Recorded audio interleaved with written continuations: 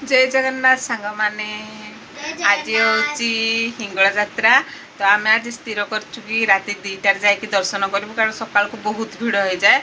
आउ जानते आपण मैंने मो झीर गोड़ एक्चुअली क्रैक हो जाए देखूँ या नहीं आम जीवु। तो एबे जाकि आम जब राति 2टार जाकि जीवु ताले भलसे दर्शन करूँ। ताले आम एबे मुझे गाधेवाई जाऊँगी आपण मानू देखी आग को कौन कौन सब होपण को दर्शन भी करेबी माँ कर। जय माँ हिंगुला फाइनाली एबे राति 3:30 आम एबे पहुँची गलु माँ को पाखरे। एत खुशी लगुच ना माँ को देखिकी कहतुनी माने आखिरु भी लुह पड़े आसूची। आ देखु झी जाऊँगी गोड़ एमती है कि कहला ना मामा मु जीवी। बाबा भी आसी बापा भी जाऊँ बापा भी आप जानते बापा भी गोड़ एक्सीडेंट होता बापा भी चली पारती बापा भी आमर समस्ते आसते देखु ये आम भोग किणुचु।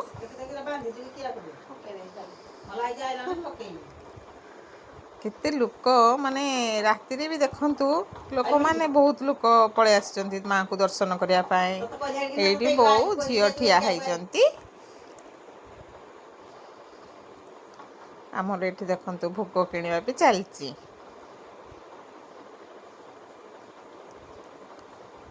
एबे आमे बाहरबू माँ को पाखक भोग नहीं कि पहुँची गलु आम एबे माँ को पाखरे। देखु माँ को कि सुंदर दर्शन मन पूरा खुशी हो जाऊँगी माँ को देखिकी। सतरे माँ को कृपा है ना केबे भी भाभी नथिले एते सुंदर दर्शन करी बोली। ये देखो तो देखुची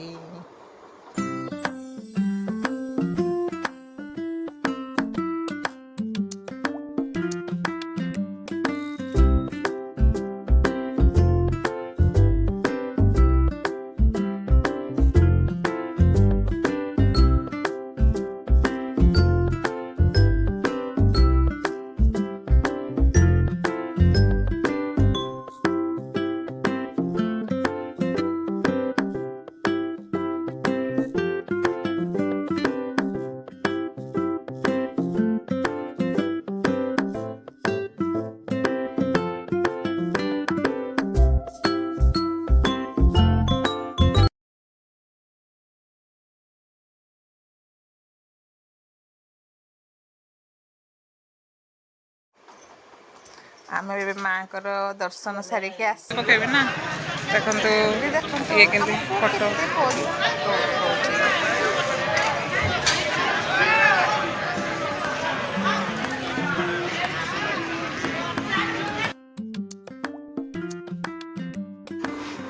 देखो झीर गोड़ क्रैक हो जाए मु काख करी मामू ताकू काखेकी नौ आम मंदिर को जाऊँ दर्शन करने।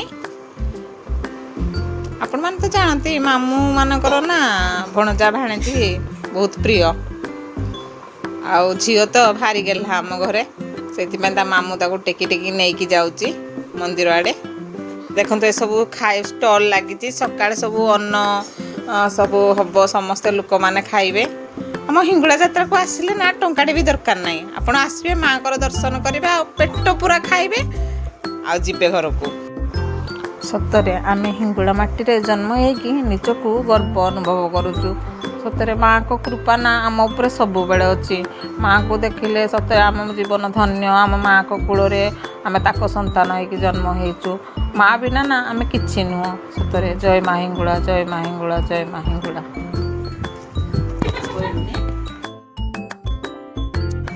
आमर भलसे माँ को दर्शन हो गला।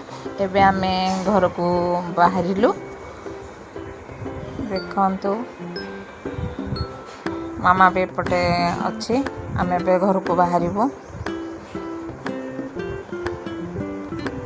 ये देखु माँ करडे शुणी आपण ना हिंगुला माँ पाखक आसिले फास्ट करडे शुणी ही दर्शन करेंगे।